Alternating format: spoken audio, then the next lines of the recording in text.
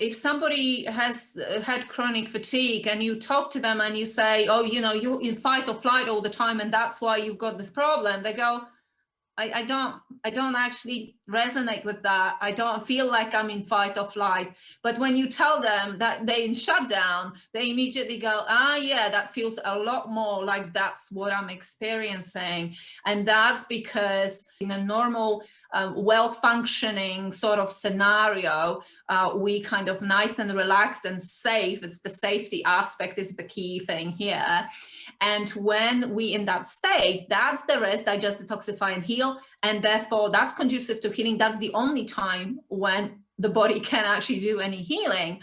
But the moment that we are dealing with any chronic stress, but when I'm not talking just financial issues, I'm not talking just having problems with the kids. No, I'm talking about all those background type stresses like poor self-worth and overwhelm and those kind of inner chatter and inner conflicts, like, you know, pulling and pushing inside your head, you know, that little fight that goes on between the different parts of the psyche, chronic fears, chronic anxiety. How many people desensitize to those things and it becomes just something that is a background stressor for them that they're not even aware consciously of. And so when we are in the rest and digest and detoxify and heal, when we pulled out of that response because a threat comes along, or a perceived, shall I say, perceived threat comes along, this could be an email, or this could be something that is not essentially a real threat, but it's a perceived threat. And from the point of view of the nervous system, bang, it's the same response.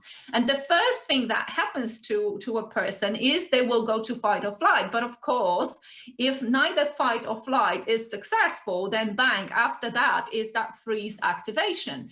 Now, for people who have been sick for a long, long time, they've crossed that line and they end up in this hypometabolic state of shutdown or freeze. And that is why when you talk to people about that, they will relate to this much more than saying, I'm not like, I don't feel like stressed out, like super stressed, high activation type thing, because they've kind of passed that in a way, right?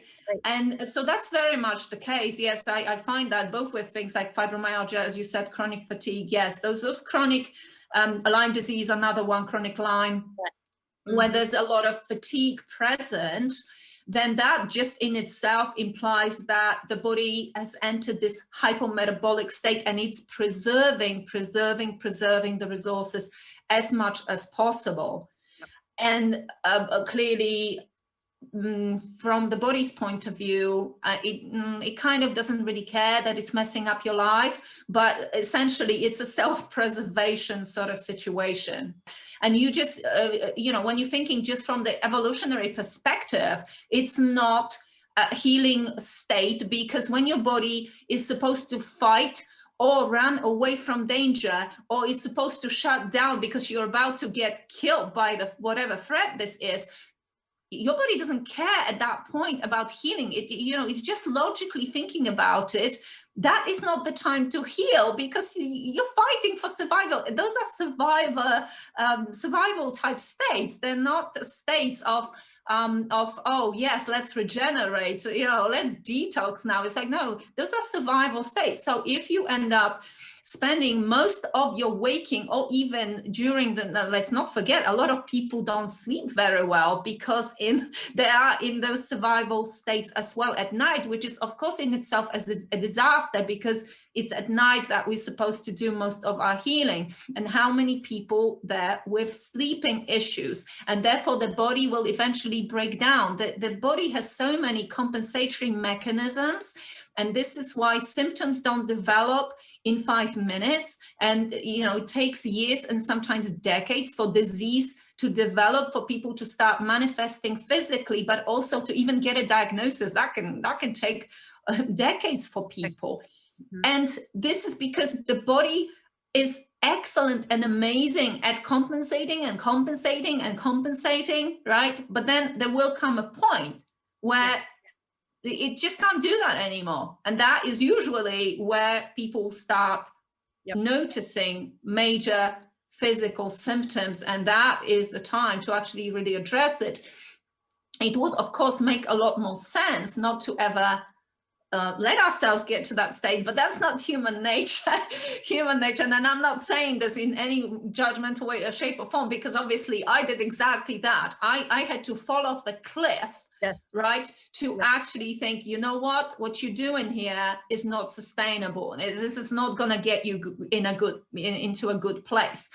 If we're going to heal, there needs to be some changes. And that's another thing for people to keep in mind, that essentially, if you continue doing the same things that got you sick, then you're probably not going to get better. I always give this analogy of going to the gym, right? If you know that you have, I mean, some people may not know this, but when you're working muscles in the gym, you have opposing muscle groups.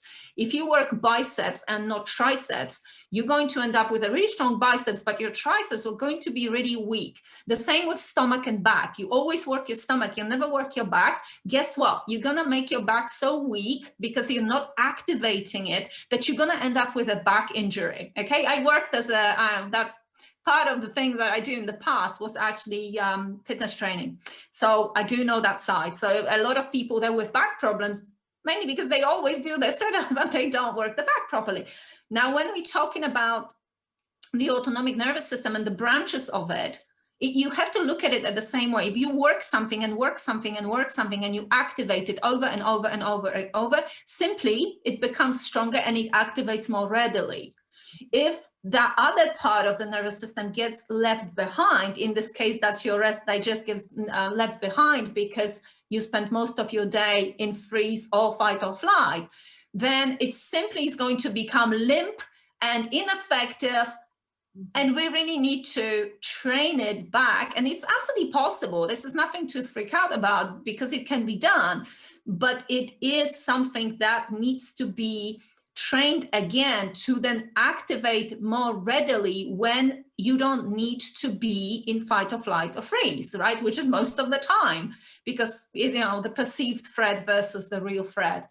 And so that's that's the way to look at it, really. You need to train this. Otherwise, why do you expect it to work? You wouldn't expect it with muscles. You wouldn't expect it with your, also, you know, cardiovascular endurance.